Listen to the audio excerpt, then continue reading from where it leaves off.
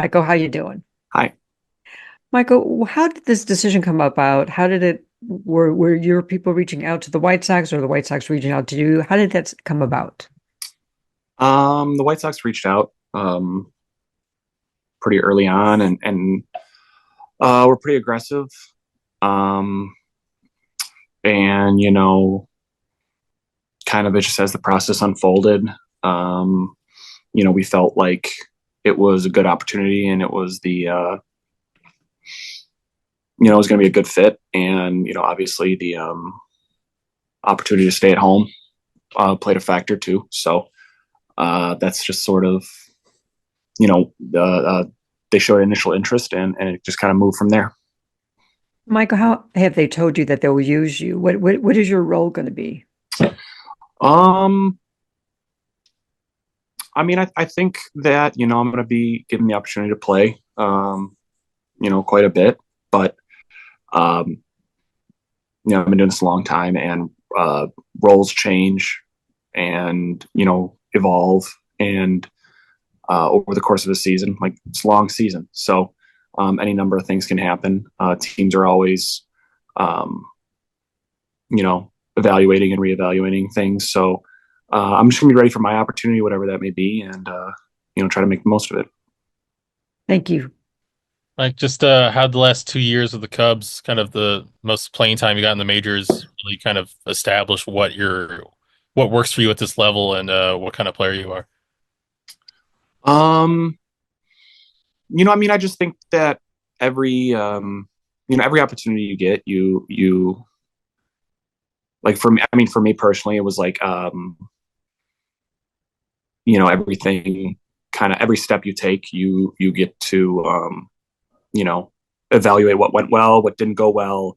You get more comfortable. I think just naturally you get more comfortable with yourself as you get older and kind of every facet of life. And I think baseball is no different. So um, I think probably the biggest change for me, like kind of throughout my career, has just been it's more been that mental of like this is who I am as a player, and um, whether it's going really well or it's not going well at all, there's nothing that says that in this moment at this particular time it can't go well for me, and that's been like a big thing for me.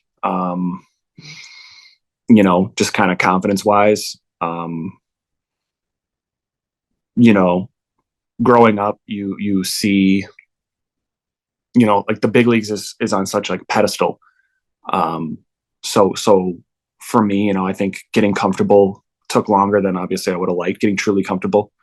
Um, but the last couple of years with the Cubs, I felt like I was able just kind of to be myself, play my game, and just recognize like, hey, this is who you are. Go be the best version of who you are, or try to be the best version of who you are. Could with what they're the shuffle they've had in the outfield, did you see non-tender as a possibility, or was that a surprise? How did you kind of things stood as the season ended? I mean, everything is. I think all teams have multiple ways that the offseason might unfold for them. So um, it was not a complete surprise, but um, I have nothing but positive things to say about my time there. So that was a great clubhouse and a great group of guys that I got close with the last couple of years. So I root for their success, and obviously like I enjoyed playing with them. Um, but I think that I knew it was a possibility, and you just got to be prepared for it, and move on. You mentioned a little bit at the top the opportunity to stay home. Just, yeah, what does it mean to have that chance to remain at home? I mean, it's great.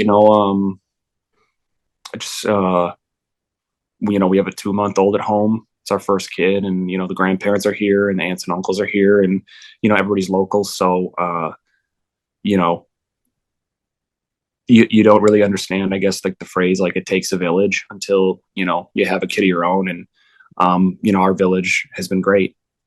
So for that to continue, to kind of just have that support system in house, and that ended up being like a really big factor for my wife and I as we made this decision. And you had one of the more memorable moments in recent crosstown classic history. Just what do you remember about that home run? And then just what does it mean now to be on the other side of things as well? I don't think I've ever hit a walk-off home run really at any level. So, in that way, it was special, and you know, it would have been special no matter who the opponent was. One thing that I would say, like the last 2 years playing in those games is, they just always seem really competitive, and they always seem to come down to, one or two things at the end of the game. And it's obviously two very passionate fan bases. So they're fun games. They're fun games to play in. Okay, first of all, congrats on becoming a father. What is it, son or daughter? Daughter. And then considering that the White Sox are coming off a tough year, obviously, do you, for somebody in your position that's been around for a while, do you think about what you can add to the clubhouse and keeping the attitude positive and trying to help turn this thing around, or are you thinking more of the lines of just I got to be who I can be, and like you mentioned, be the best version of yourself, and everything else will fall in? Yeah, I think there's a couple things there. As the game seemingly gets younger, um, I get older, I kind of reflect back on veteran players, older players that, whether it was like a physical thing, but more often than not like a mental thing, um, or just like a professionalism or maturity level thing that older players set a really good example for me. And I'm very fortunate in my career to have played with a lot of like awesome veterans who really cared about the guys in the team and the clubhouse and sort of those intangible things. I view it as that's it's on me now to sort of continue that. Just in terms of, I know the guys that made me feel good or made me feel comfortable. And in a couple situations, I know the guys that didn't. And I would never want a young player to feel, for me to make a young player feel the way that, a couple guys at a different point in my career made me feel. So, that does matter to me a lot. I think everybody, though, at the end of the day, there is also that part of it where it's like, your job is to show up and do your job. So, because everybody's fighting for the next year, I've felt like I've been, playing for next year since 2013. So, it's important that I come out and, perform, because it's a performance game at the end of the day.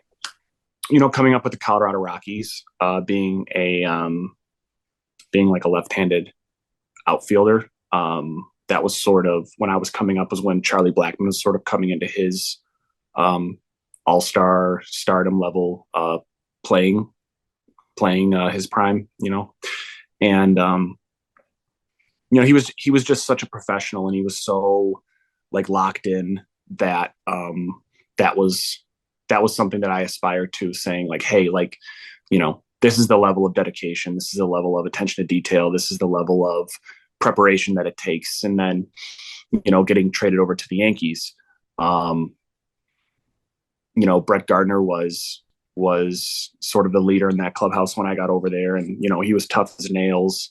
And, there was he was a World Series champion, 10 plus service time guy who was, doing the little things every single day to make himself better.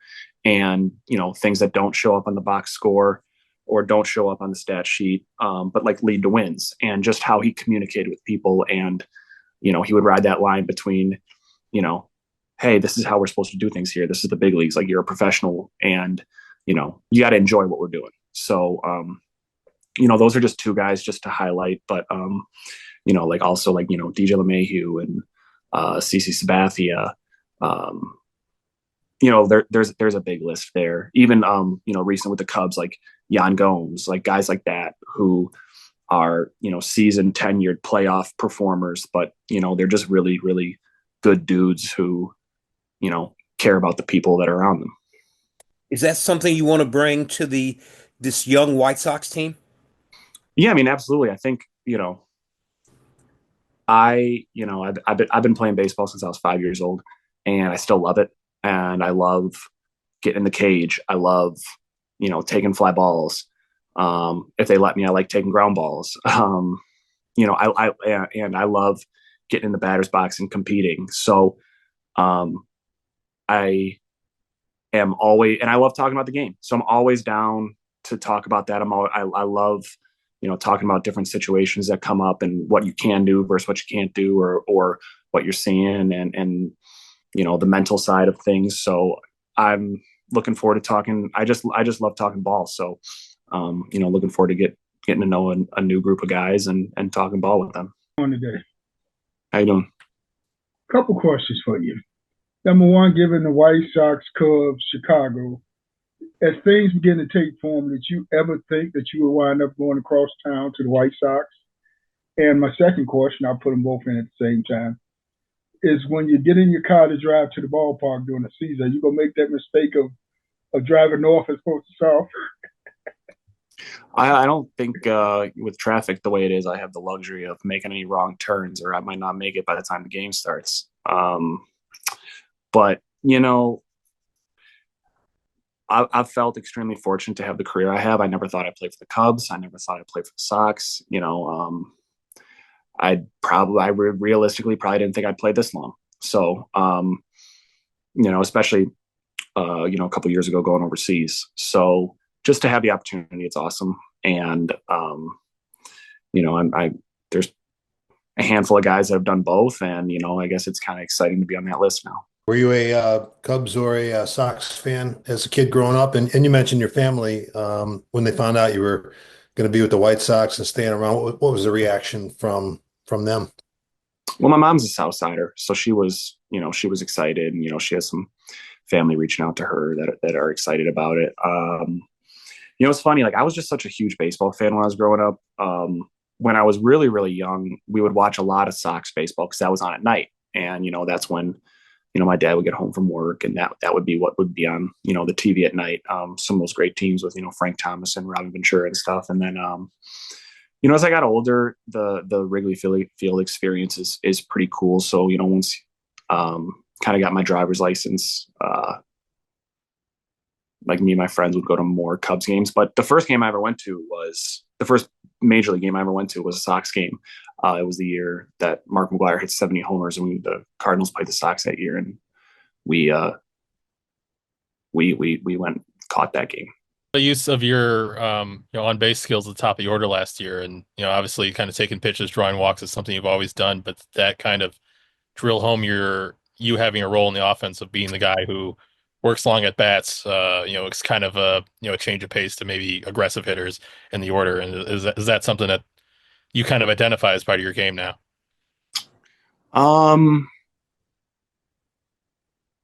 You know, I don't go up there like saying like I want to see 8-10 pitches in this at bat, because like honestly I don't think that's long-term sustainable for success. Every year, one of my goals is to and including last year, like to do when I get in those matchups that I view as favorable, taking my chances 0-2, 0-3-1, things like that. In a perfect world, every single time I go up there, I'm ready to hit every single pitch. And if there's a ball, if the pitch is in a good area of the plate for me to hit, like I'd love to see 4 pitches, take 4 great swings, and be on base 4 times. Like, because like the ultimate goal is to get on base and score runs. Like the only absolute is, in like probably the entire game, is the team with more runs than the other team at the end of 9 innings wins. So producing runs and preventing runs is really all that matters. So getting on base to produce runs, and there's a lot of different avenues to do that now. But one thing I will say is, swinging outside the strike zone is really not a recipe for success for anybody. So it's definitely not for me. So, the better I can be inside the strike zone, and, limit my chase outside the strike zone, like the better off I feel like I'll be. So possibly related, possibly not. You look at your spray chart from last year, you work the opposite field a lot. And is that just, being a guy who kind of sees it deep, or is it just kind of how your swing works, or what's kind of the method behind that? Um, I mean, I think that I do have a slightly deeper contact point maybe than some. I mean, for like 80 games, the wind blew in like 20 miles an hour from right field, like every day at Wrigley last year. So, I think that subconsciously, actually, maybe to a detriment, I got a little bit too opposite field oriented. That's something that I'm working on this, or trying to make kind of a priority this off season, is to, just kind of move my sights or move my direction a little bit more to the, not even the pull side, but just, center field. I think, the theory being like the bad in zone off speed is what you pull. And then, if you can still stay hard up the middle ish with fastballs, like that's going to give you the biggest chance of success. But yeah, I definitely last year utilized the opposite field probably more than I had in the past. Making a lot of changes over the last couple of years. Got a new manager in Will Venable. As you kind of joined the organization here in the last few days, what have you kind of heard about what they're trying to do? What have they talked to you about? Kind of what some of the differences are between them now and them in the past? Spoke to Will. I spoke to Will. We had a good conversation a couple of weeks ago, just about kind of his vision and, his personality, and just hearing, what he has to say. I also, I was with Marcus Thames for 3 years in New York, and me and him have a great relationship. So, we've spoken a couple times as well. I think that I mean, my perception of the White Sox the last few years is, hey, this is a team that has talent. They're and it's the big leagues and everybody's talented. And the difference between, the difference between teams that struggle a little bit and then teams that end up at the top of the division, a lot of times, I mean, there's a talent component, but a lot of times too, it's consistently playing fundamental baseball. It's consistently being on the same page. It's having good processes to have good plans. It's putting players in a position to do things well. And that was all stuff that I talked with Will about. And, you could feel his excitement, with some of the people they're getting in the building, and some of the behind the scenes processes that they're trying to introduce. I think that, I think the perception of me is that I'm pretty like analytical, but at the end of the day, I do think that there's just there's a lot of unquantifiable things that lead to winning teams, and having the right mix of personalities, having the right mix of skill sets can really create sort of a higher output than as a team than maybe some of the parts put together. So, I'm